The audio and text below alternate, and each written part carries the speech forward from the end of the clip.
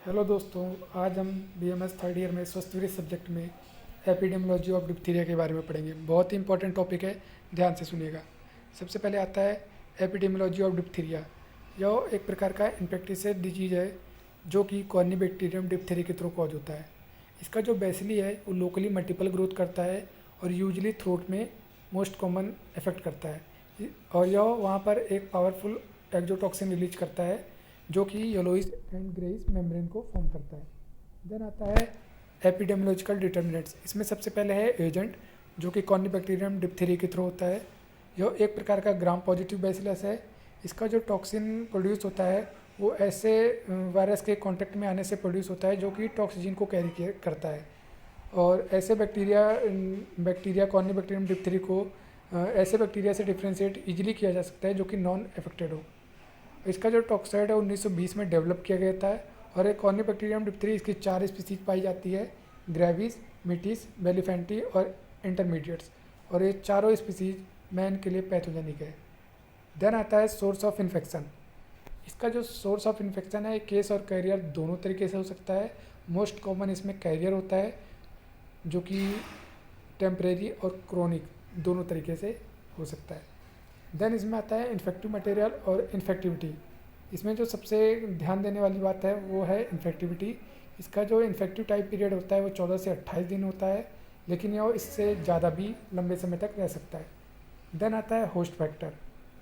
Host factor में यह generally बच्चों को इफेक्ट करता है जिनकी एज 1 से 5 साल के बीच होती है, और जेंडर के हिसाब से अगर देखा जाए तो यह दोनों मेल और फीमेल दोनों में कॉमनली इफेक्ट कर सकते हैं। देन आता है इम्यूनिटी। इम्यूनिटी में सबसे इम्पोर्टेंट है कि ये ऐसी कंट्रीज में ज़्यादा बच्चों को अफेक्ट करती हैं जो कि डेवलपिंग कंट्रीज हो, लाइक चाइना, इंडिया, ये सब।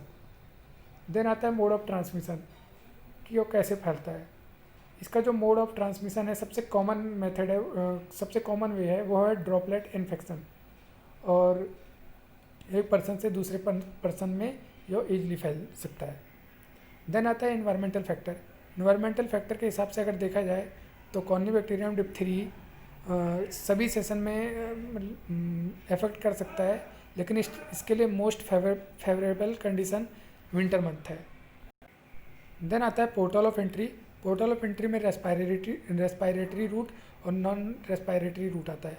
Respiratory route most common of portal way है जो कि सबसे ज़्यादा इफेक्ट करता है, बाकी नॉन रेस्पिरेटरी रूट के थ्रू भी यह इफेक्ट करता है। देन आता है क्लिनिकल फीचर्स। क्लिनिकल फीचर्स में जो रेस्पिरेटरी ट्रैक्ट के थ्रू डिप्थीरिया होता है वो फेरिंजियोटॉन्सिलर, लेरिंजियोटॉन्सिलर, नेजल ये सब कंसिस्ट करता है, और जो पेशेंट फेरिंजियोटॉन्सिलर के थ्रू इफेक्ट होता है उसको जनरली डिफ़िकल्टी इन स्वेलिंग और लो ग्रेड फीवर के सिम्टम्स होते हैं। देन आता है कंट्रोल ऑफ डिप्थीरिया कि इसको कंट्रोल कैसे किया जाए। इसमें सबसे पहले अर्ली डिटेक्शन होता है, देन आइसोलेशन होता है। अर्ली डिटेक्शन में हम सबसे पहले केस और कैरियर को डिफ्रेंशिएट करते हैं, जहाँ जहाँ उन ऐसे लोगों के हमें सिम्टम्स या लक्षण या कॉन्टैक्ट ट्रेसिंग ये सब की जाती है। जबकि आइसोलेशन में हम सस्पेक्ट केसों को एक दूसरे से अलग करते हैं और 14 दिन तक उनको हॉस्पिटल में इलाज के लिए रखते हैं ताकि वो इन्फेक्शन से फ्री हो सके। देन आता है कैरियर और कॉन्टैक्ट। जो कैरियर होते हैं उनको 10 दिन का कोर्स दिया जाता है एरिथ्रोमाइसिन का, जो कि मोस्ट इफेक्टिव ड्रग है इन सब जो कैरियर को ट्रीट करने के लिए, जो कि। और देन आता है कॉन्टैक्ट। जो कॉन्टैक्ट होते हैं उनको मेडिकल सर्विलेंस के अंडर में एग्जामिन किया जाता है डेली रूटीन पे, और इस तरीके से उनको इन्फेक्शन फ्री किया जाता है। फिर आता है कि कम्युनिटी में इसको कैसे रोका जा सकता है। कम्युनिटी में रोकने के लिए एक्टिव इम्यूनाइजेशन सबसे कॉमन मेथड है, और ज़्यादा से ज़्यादा लोगों को इम्यूनिटी दी जाती है इसके थ्रू, और इसमें बूस्टर डोज भी दिया जाता है हर 10 साल बाद। और जो इसका इम्यूनाइजेशन मेथड है जो कैरियर स्टेट को प्रिवेंट नहीं करता है। देन आता है डिप्थीरिया इम्यूनाइजेशन। इसमें सबसे पहले आता है डीपीटी वैक्सीन। यह एक कंबाइंड वैक्सीन है जो कि 3 प्रकार की बीमारियों के लिए दी जाती है: डिप्थीरिया, पर्ट्यूसिस और टिटनेस। फिर आता है डीपीटी का स्टोरेज कैसे किया जाए। इसको जमाया नहीं जा सकता। इसको मोस्ट कॉमनली रेफ्रिजरेटर में 2 से 8 डिग्री सेल्सियस टेम्परेचर के बीच रखा जाता है, और इसको डेट ऑफ एक्सपायरी से पहले यूज करना चाहिए। और इसे ऐसे रूम में बिल्कुल नहीं रखना चाहिए जहाँ पर बहुत ही ज़्यादा टेम्परेचर हो या बहुत ही कम हो। फिर आता है इसका इसका डोज कैसे देना है।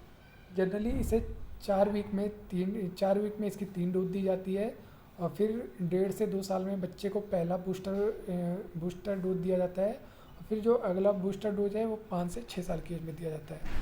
फिर आता है मोड ऑफ एडमिनिस्ट्रेशन क्या है। Generally it should be injected in deep intramuscular और it can be given in upper and outer quadrant of gluteal region और बच्चों में यह लेटरल एस्पेक्ट ऑफ थाई में इसको इंजेक्ट किया जाता है। देन आता है एंटीसीरा। डिप्थीरिया का जो एंटीटॉक्सिन है वो हॉर्स के सीरम से प्रोड्यूस किया जाता है। और लास्ट में यही सबसे ज़्यादा इम्पोर्टेंट है, बहुत इम्पोर्टेंट टॉपिक है, ध्यान से पढ़िएगा। Thank you. प्लीज़ हमारे चैनल को सब्सक्राइब करिए, शेयर करिए। धन्यवाद।